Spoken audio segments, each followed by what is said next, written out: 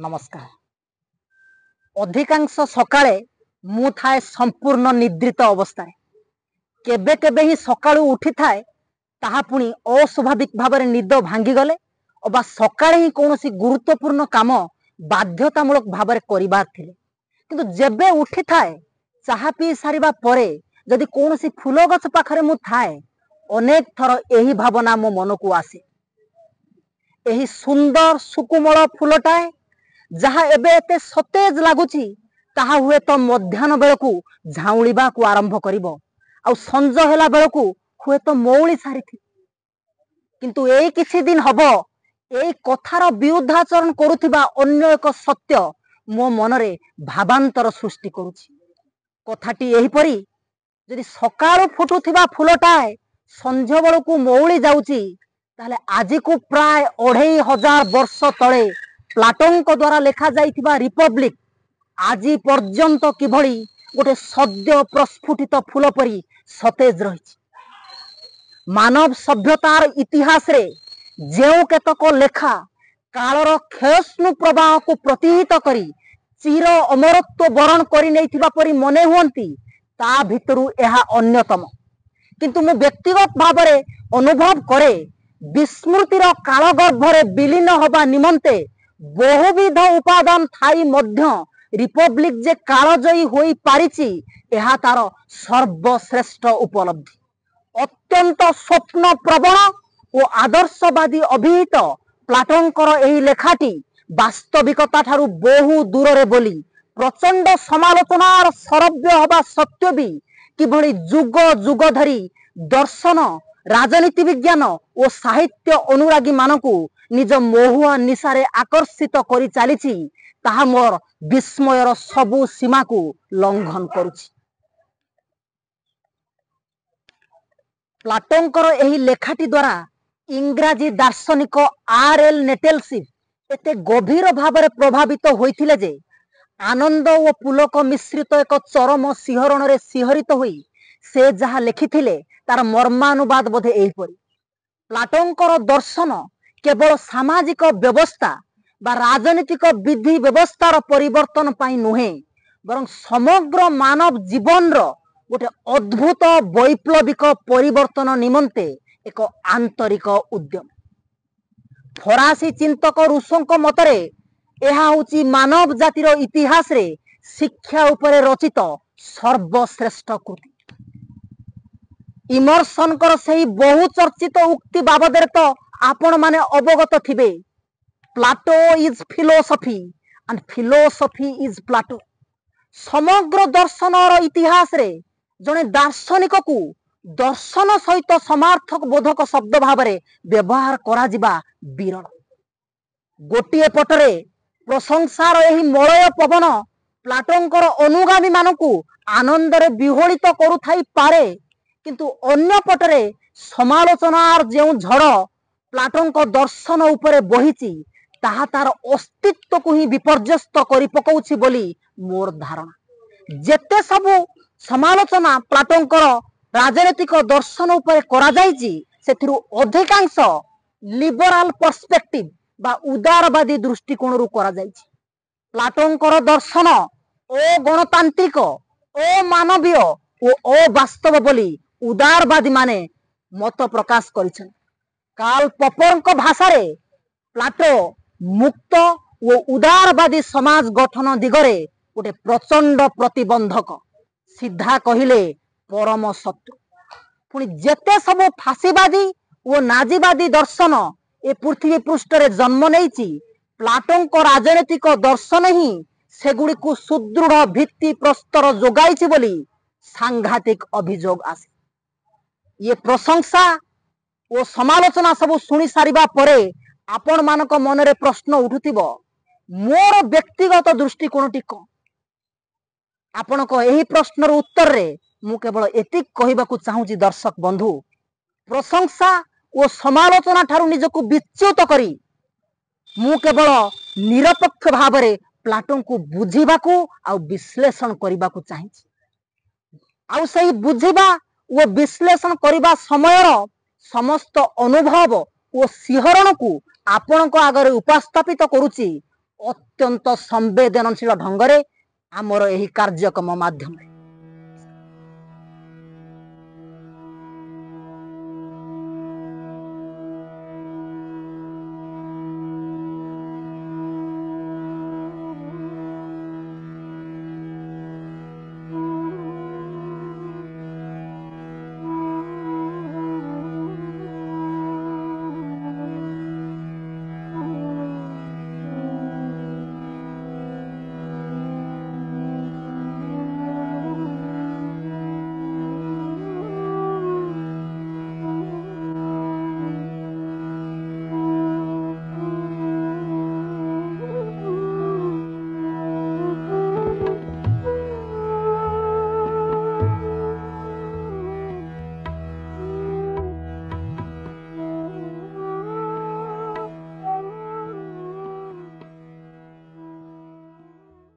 जो स्वप्न विभोर राजनैतिक दर्शन संबंध रे आमे आलोचना करने को जाऊे तार स्रष्टा प्लाटोंकर जन्म प्राचीन ग्रीस रो एथेन्स सहर रे प्राय 427 ख्रीष्टपूर्व। प्लाटोंकर जन्म बेलकू ग्रीस प्रतिष्ठा लाभ कर सारी थाए। कला साहित्य दर्शन संगीत गणित ज्यामिति इत्यादि बहुविध क्षेत्र रे चरम उत्कर्षता हासिल करिथिबा गोटे प्रसिद्ध भूखंड रूपरे ग्रीस ही थिला पाश्चात्य साहित्यर दुई महाकाव्य इलियाड और ओडेसीर रचयिता होमरंकर जन्मभूमि। सेठारे ही रचित और प्रदर्शित होइथिला सफोक्लिसकर करुण रस विजड़ित नाटक सब जहाँ मर्मांतिक जंत्रणा रे दर्शक मानकर हृदय विदारी दौथिला। गणित और ज्यामितिर मूल भित्ति स्थापना करिथिबा बहु गुरुत्वपूर्ण सिद्धांत सेठारे ही आविष्कृत होइथिला।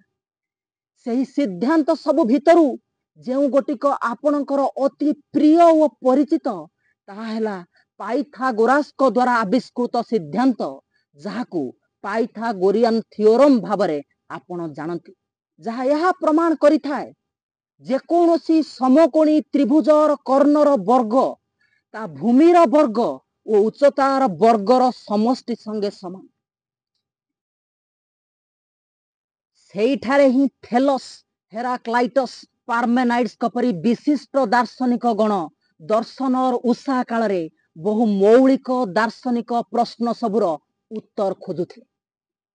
सत्य नैतिकता इत्यादि को वस्तुनिष्ठ भावरे संज्ञाभुक्त करा जाई पारिबो नाही। एही प्रकार एक कथा आमको उत्तर आधुनिकवाद बा पोस्ट मॉडर्निज्म जणाई थाए बोली आम भितरु अधिकांशंकर धारणा। हेले विश्वास न हेले भी सत से समयर ग्रीस रे एही प्रकार एक दार्शनिक तत्व परिवेशित हेउथाए सोफिस्ट मानक द्वारा। पुणी सारा पृथ्वी रे जेतबे राजतांत्रिक शासन व्यवस्था देखिबा को मिलुथिला ग्रीस रो एथेन्स रे अति आश्चर्यजनक भावरे अभ्युदय घटिथिला गोटे प्रकार गणतांत्रिक शासन व्यवस्था। हेले सबु परे भी आजी प्राचीन ग्रीस कहिले सर्वप्रथमे जेउ सबु कालजयी दर्शन और कथा आम मन को आसे से सबु से पर्यंत सेठी सृष्टि होई न था। से सबु सृष्टि हबा पूर्वरु ही सेठारे देखा देला एक विपर्जय। अन्य अर्थरे कहिबा को गले सेई विपर्जय ही थिला एही सबु दर्शन सृष्टिर उत्प्रेरक बा काटालिस्ट। दीर्घ दिन धरी समग्र ग्रीस और यार आखपाख अंचल रे आधिपत्य विस्तार करिबा निमंते एथेन्स और स्पार्टा मध्यरे लागि रहितबा विवाद युद्धर रूप नेला प्राय 431 ख्रीष्टपूर्व। एही युद्ध वर्षे बा 2 वर्ष पाई नुहे लागि रहिला प्राय 3 दशंधि धरी। आउ एही युद्ध समय रे ही एथेन्स रो भाग्य आकाश को घोटी आसिला कलाहांडिया मेघ। एही युद्धर प्रारंभिक अवस्था रे एथेन्स हराइला तार गणतंत्र सुवर्ण जुगर शासक पेरिक्लिस को। से समयर सबुठारु शक्तिशाली नौबाहिनी रूपरे परिचित एथेन्स रो नौबाहिनी ए युद्ध रे हेला संपूर्ण भावरे ध्वस्त विध्वस्त। पुणी बोझ उपरे नलिता बिड़ा परी एथेन्स बासी मानक उपरे दाउ साधिला ପ୍ଲେଗ ମହାମାରୀ। ଏହି ଦୁର୍ଯୋଗପୂର୍ଣ୍ଣ ସ୍ଥିତିରେ ଏଥେନ୍ସର ଗଣତନ୍ତ୍ର ଉପରକୁ ବିପଦ ମାଡ଼ି ଆସିଲା।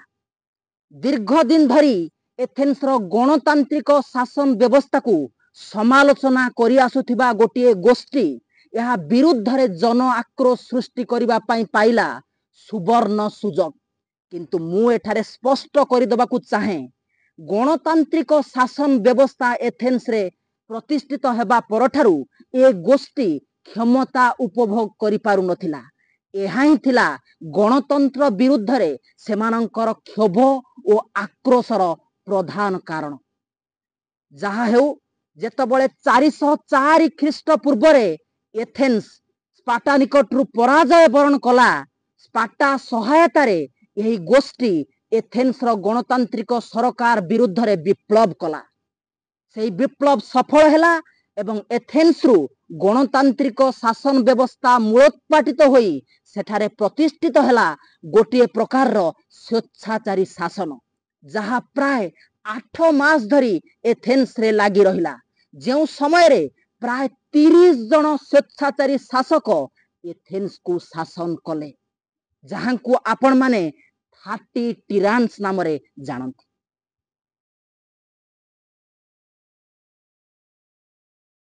ସବୁଠାରୁ ଗୁରୁତ୍ୱପୂର୍ଣ୍ଣ କଥା ହେଉଛି ସେହି ଗୋଷ୍ଠୀର ସିଧାସଳଖ ପ୍ରଭାବ ପ୍ଲାଟୋଙ୍କ ଉପରେ ରହିଥିଲା। କାରଣ ପ୍ଲାଟୋଙ୍କର 2 ସମ୍ପର୍କୀୟ ସେ ଗୋଷ୍ଠୀର ଆଗ ଧାଡ଼ିର ନେତା ଥିଲେ ଏବଂ ଯେଉଁ 30 ଟିରାନ୍ସଙ୍କ କଥା ମୁଁ କହିଲି, ସେମାନଙ୍କ ଭିତରୁ ସେ 2 ଜଣ ଅନ୍ୟତମ ଥିଲେ। କିନ୍ତୁ ପ୍ଲାଟୋଙ୍କ ଉପରେ ଯଦି କେବଳ ସେହି ଗୋଷ୍ଠୀର ପ୍ରଭାବ ରହିଥାନ୍ତା, ତାହେଲେ ସେ ତାଙ୍କର 2 ସମ୍ପର୍କୀୟଙ୍କ ପରି ସ୍ୱେଚ୍ଛାଚାରୀ ଶାସକ ପାଲଟି ପାରିଥାନ୍ତେ ବା ଗଣତନ୍ତ୍ର ବିରୁଦ୍ଧରେ ଚମତ୍କାର ଢଙ୍ଗରେ ଲେଖିପାରୁଥିବା ଜଣେ ବିଶିଷ୍ଟ ଲେଖକ ହେଇପାରିଥାନ୍ତେ। କିନ୍ତୁ ଯେଉଁ ଉଚ୍ଚାଙ୍ଗ ଦାର୍ଶନିକ ପଣ ପାଇଁ ଆମେ ଆଜି ତାଙ୍କୁ ଜାଣୁ, ତାହା ସମ୍ଭବପର ହୋଇପାରିନଥାନ୍ତା। ତାହା ସମ୍ଭବପର ହୋଇଥିଲା ଆଉ ଜଣେ ବ୍ୟକ୍ତିଙ୍କର ଗଭୀର ପ୍ରଭାବ ଦ୍ୱାରା। ପ୍ଲାଟୋଙ୍କର ଜୀବନର ଗତିପଥ ସେତିକି ବେଳେ ହିଁ ସମ୍ପୂର୍ଣ୍ଣ ଭାବରେ ବଦଳି ଯାଇଥିଲା, ଯେବେ ସେ ସମୟର ଚହଳ ସୃଷ୍ଟି କରିଥିବା ବ୍ୟକ୍ତିତ୍ୱ ସକ୍ରେଟିସ୍ଙ୍କ ସଂସ୍ପର୍ଶରେ ସେ ଆସିଲେ। ସକ୍ରେଟିସ୍ଙ୍କର ବଡ଼ ବଡ଼ ଆଖି, ଫୁଲି ଉଠିଥିବା ନାକ, ଶ୍ମଶ୍ରୁ ବିମଣ୍ଡିତ ମୁହଁ ଦ୍ୱାରା ବିକର୍ଷିତ ହୋଇ କେହି ମୁହଁ ବୁଲେଇବା ପୂର୍ବରୁ ହିଁ ତାଙ୍କ ଜ୍ଞାନ ଓ ବ୍ୟକ୍ତିତ୍ୱର ଆକର୍ଷଣରେ ହୋଇ ପଡୁଥିଲେ ସମ୍ମୋହିତ। ପ୍ଲାଟୋ ମଧ୍ୟ ସେ ସମ୍ମୋହନରୁ ବାଦ ପଡ଼ିଲେ ନାହିଁ। ସକ୍ରେଟିସ୍ଙ୍କର ଜ୍ଞାନ ଗର୍ଭକ ଆଲୋଚନା, ଯୁକ୍ତି ପ୍ରବଣତା ଓ ଅସାଧାରଣ ବ୍ୟକ୍ତିତ୍ୱ ତାଙ୍କ ମନରେ ଦାର୍ଶନିକ ଅନୁସନ୍ଧିତ୍ସା ଭରିଲା। ପ୍ଲାଟୋଙ୍କ ମନରେ ଥିବା କବି ହବାର ସ୍ୱପ୍ନ ଓ ରାଜନୀତିରେ ପାଦ ଥାପିବାର ଆଶା ସକାଳର କାକର ପରି ଉଭେଇ ଗଲା।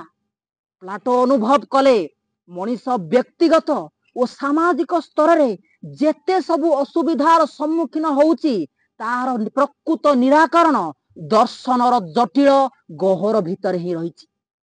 ସକ୍ରେଟିସ୍ଙ୍କ ମାଧ୍ୟମରେ ହିଁ ସେ ସେହି ଗହ୍ୱର ଭିତରକୁ ପ୍ରବେଶ କରିବା ପାଇଁ ଚେଷ୍ଟା କଲେ। ତାଙ୍କର ଗୁରୁ ସକ୍ରେଟିସ୍ ଥିଲେ ସେ ସମୟର ବିସ୍ମୟ। ସେ ଯେଉଁ ଆଡ଼କୁ ଯାଉଥିଲେ, ତାଙ୍କର ଆଲୋଚନା ଶୁଣିବା ପାଇଁ ସେଠାରେ ଲାଗୁଥିଲା ଭିଡ଼। ତାଙ୍କୁ ଘେରି ବସୁଥିଲେ ଆବାଳ ବୃଦ୍ଧ ବନିତା। ବିଶେଷ କରି ଏଥେନ୍ସର ଯୁବପିଢ଼ି ଥିଲେ ତାଙ୍କର ବିମୁଗ୍ଧ ପ୍ରଶଂସକ। ସକ୍ରେଟିସ୍ଙ୍କ ପୂର୍ବରୁ ଯେତେ ଦାର୍ଶନିକ ଆସିଥିଲେ, ସେମାନଙ୍କ ଭିତରୁ ଅଧିକାଂଶ ଭୌତିକ ଓ ଅତି ଭୌତିକ ଜଗତର ସତ୍ୟ ଅନୁସନ୍ଧାନ କରିବା ପାଇଁ ଚେଷ୍ଟା କରୁଥିଲେ। ସକ୍ରେଟିସ୍ କିନ୍ତୁ ମଣିଷ ଜିଉଥିବା ଜୀବନ ସମ୍ବନ୍ଧିତ ବିଭିନ୍ନ ବିଷୟ ସବୁକୁ ଅତ୍ୟନ୍ତ ଦାର୍ଶନିକ ଦୃଷ୍ଟିଭଙ୍ଗୀର ସହିତ ଆଲୋଚନା କରିବାକୁ ଲାଗେ। ଅନ୍ୟ ଅର୍ଥରେ କହିବାକୁ ଗଲେ, ସକ୍ରେଟିସ୍ ହିଁ ଦର୍ଶନକୁ ମାନବୀୟ ସ୍ତରକୁ ଆଣିଲେ। ସେଇଥିପାଇଁ ତ ସକ୍ରେଟିସ୍ଙ୍କ ମୃତ୍ୟୁର ପ୍ରାୟ 3 ଶତାବ୍ଦୀ ପରେ ସିସେରୋ କହି ଉଠିଥିଲେ, from heaven Socrates had ବ୍ରଟ୍ philosophy down to earth.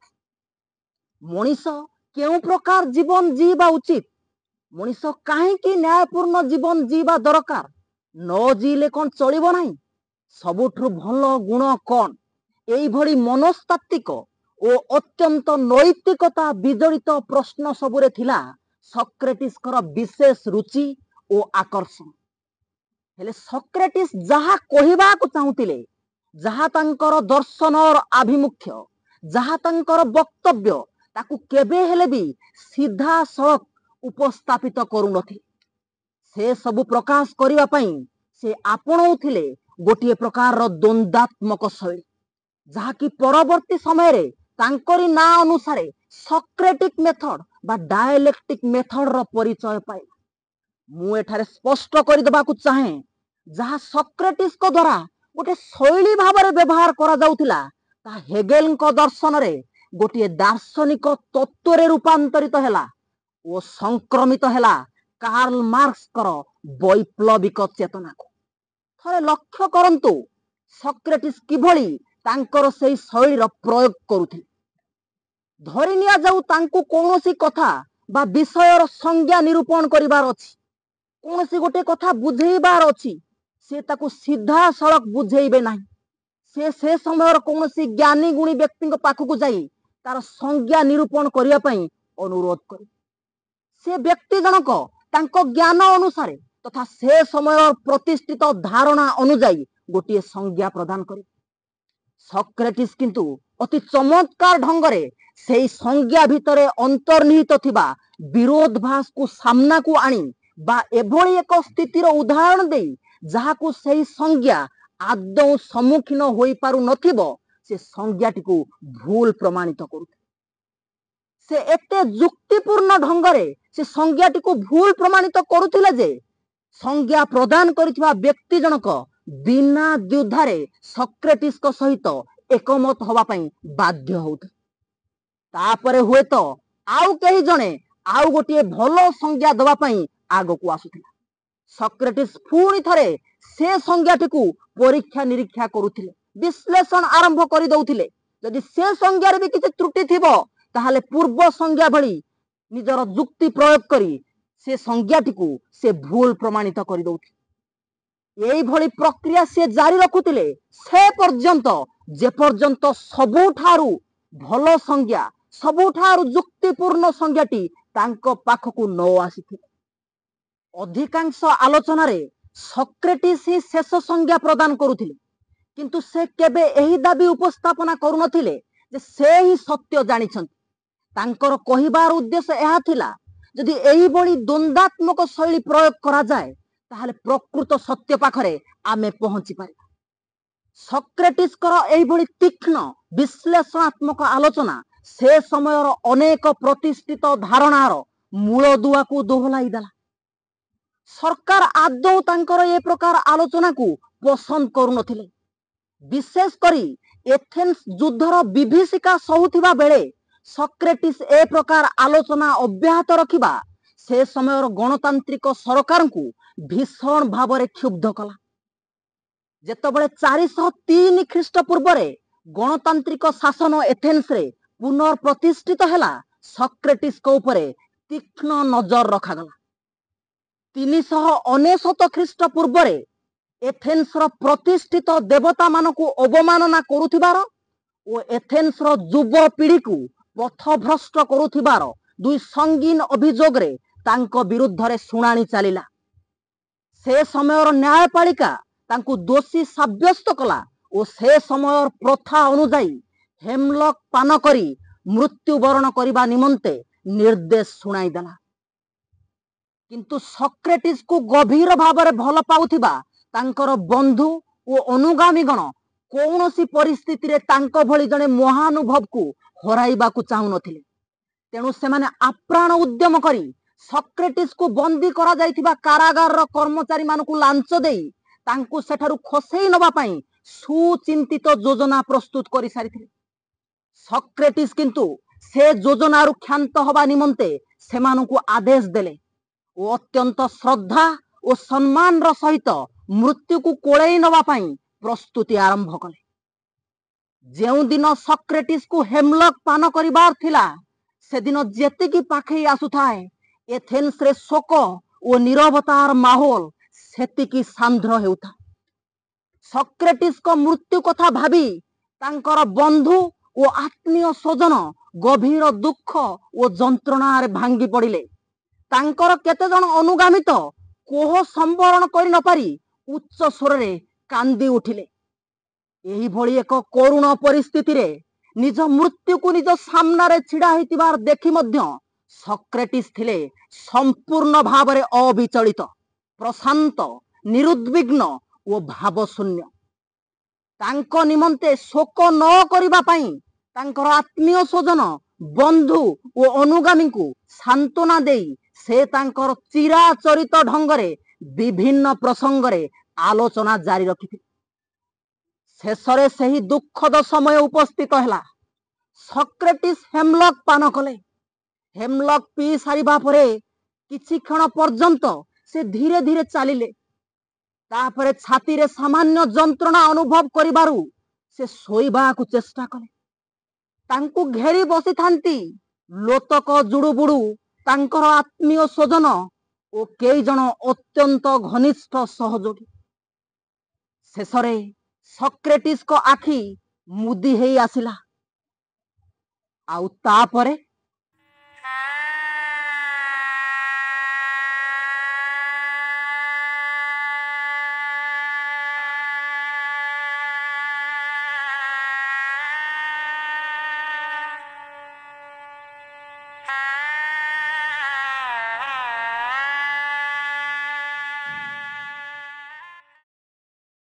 ନିଜ ଦାର୍ଶନିକ ପ୍ରଜ୍ଞାର ଆଭାରେ ଶତ ଶତ ପ୍ରାଣ ଉଦ୍ଭାସିତ କରୁଥିବା ସକ୍ରେଟିସ୍ ନାମକ ଉଜ୍ଜଳ ଜ୍ୟୋତିଷ୍କ ସବୁଦିନ ପାଇଁ ମୃତ୍ୟୁ ତିମିରର ଅଧୀନ ହୋଇସାରିଥିଲେ।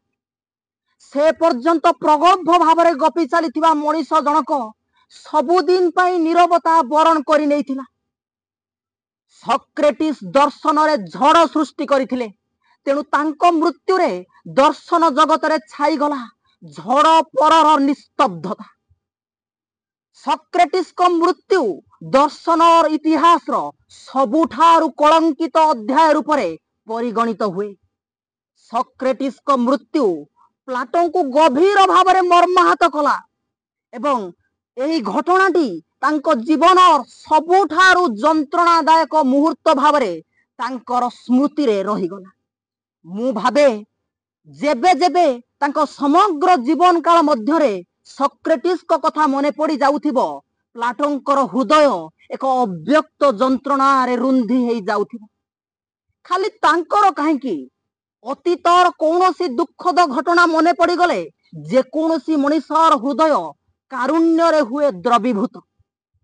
ଏହିଭଳି ଏକ ଭାବକୁ ଚମତ୍କାର ଢଙ୍ଗରେ ଉପସ୍ଥାପନା କରାଯାଇଥିଲା 1965 ମସିହାର ଓଡ଼ିଆ ଚଳଚ୍ଚିତ୍ର ଅଭିନେତ୍ରୀର ଗୋଟିଏ ଗୀତରେ।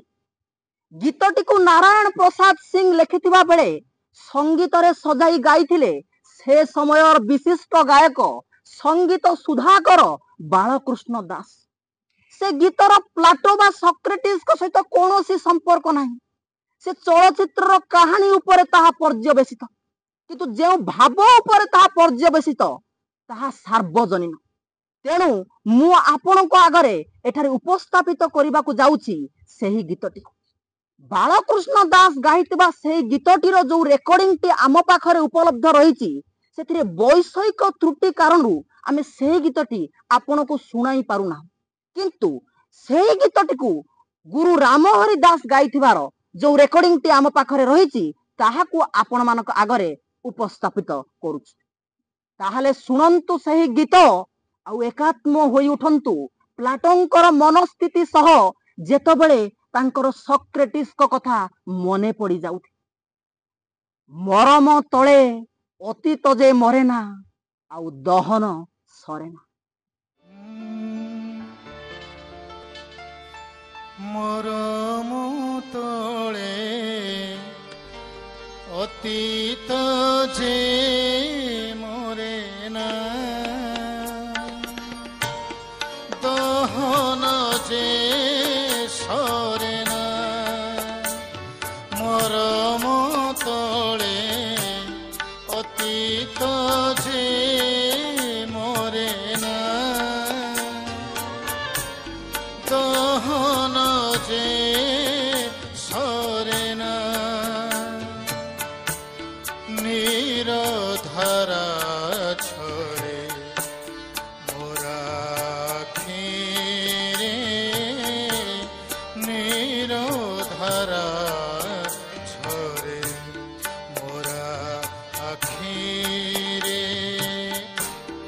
चाहे से तो लेखिरे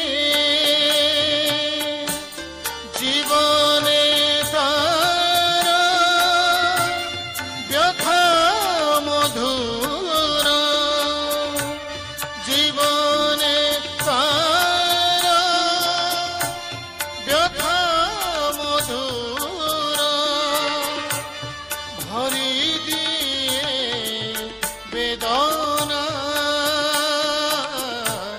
अतीत जे मोरे ना मरम तले अतीत जे मोरे ना दहन जे सरे ना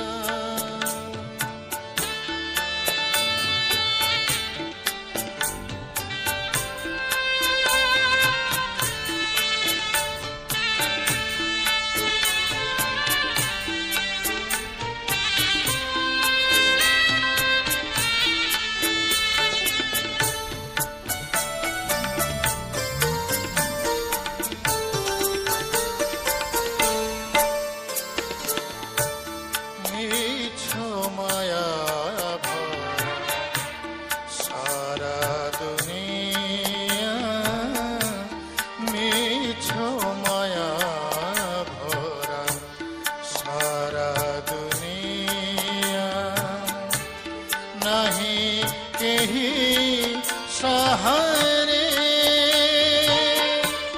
বঞ্চনা সহে বঞ্চিবা পাই বঞ্চনা সহে বঞ্চিবা পাই মন কেবে চাহে না অতীত যে মরে না মরম তলে অতীত যে মরে না দহন যে সরে না দহন যে সরে না দহন যে সরে না ଏହି ଗୀତ ସହିତ ହିଁ ଆମେ ପରିସମାପ୍ତି କରୁଛୁ ଆମର ସ୍ୱତନ୍ତ୍ର କାର୍ଯ୍ୟକ୍ରମ ଏକ ସ୍ୱପ୍ନ ବିଭୋର ରାଜନୈତିକ ଦର୍ଶନର ପ୍ରଥମ ଭାଗ ଯାହାର ନାଁ ଥିଲା ଦର୍ଶନରେ ଝଡ଼ ଓ ଝଡ଼ ପରର ନିସ୍ତବ୍ଧତା। ନମସ୍କାର।